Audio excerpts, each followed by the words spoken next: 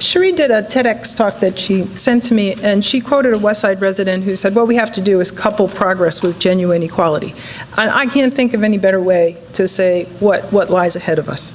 The problem that's on the table for all of America, we can make money and kill ourselves, or we can make community and survive. And those are the only two choices. So,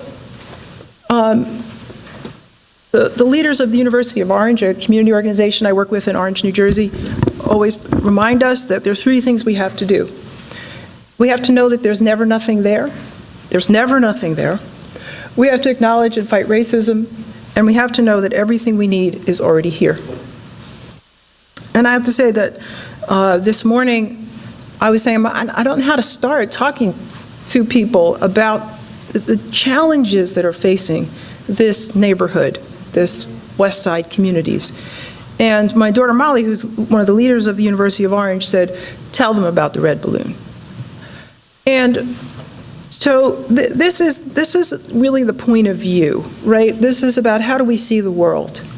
And the most important thing about this, how do we see the world, and what I hope for you in the next 5 years, is that when you come back, nobody will ever use the word community, meaning people over there. That you will understand what Martin Luther King Jr. tried to teach us, which is that I can never be what I ought to be unless you are what you ought to be. And you can never be what you ought to be unless I am what I ought to be. And that is the interrelated structure of reality.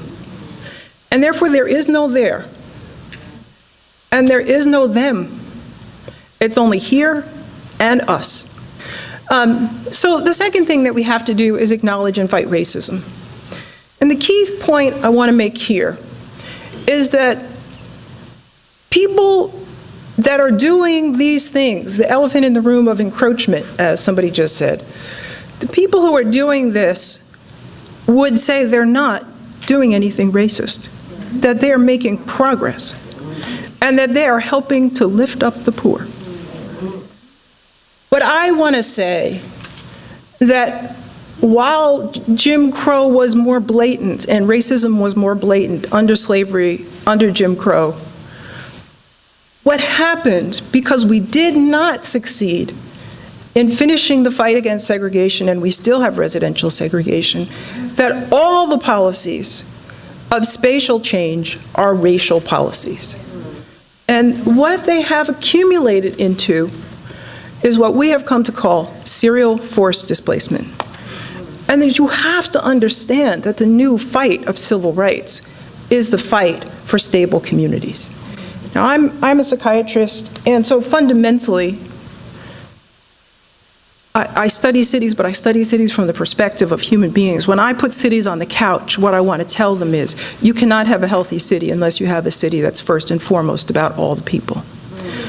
When there is a West Side neighborhood that is struggling to survive, where does the blame lie? All of the ways in which they talk about this have to do with placing the blame on the West Side community. But it is not the West Side community that is at fault. A community doesn't wake up one day and say, let's disinvest in ourselves. Let's not have any jobs. Let's have terrible schools. Let's have drug addicts roaming the streets. Let's have homeless people. Wait, we don't have any homeless people. Let's create some. No community ever said that. These things happen as a result of policies, and those policies are not made in the neighborhoods. For the most part, the neighborhoods are excluded from the halls where the policies are made. These are policies of our national, state, and city governments that are imposed on neighborhoods. So the policies of serial forced displacement are these: segregation, redlining, urban renewal, planned shrinkage, deindustrialization, mass incarceration, foreclosure crisis, and gentrification. So I hope in 5 years you never use the word community, meaning them and their.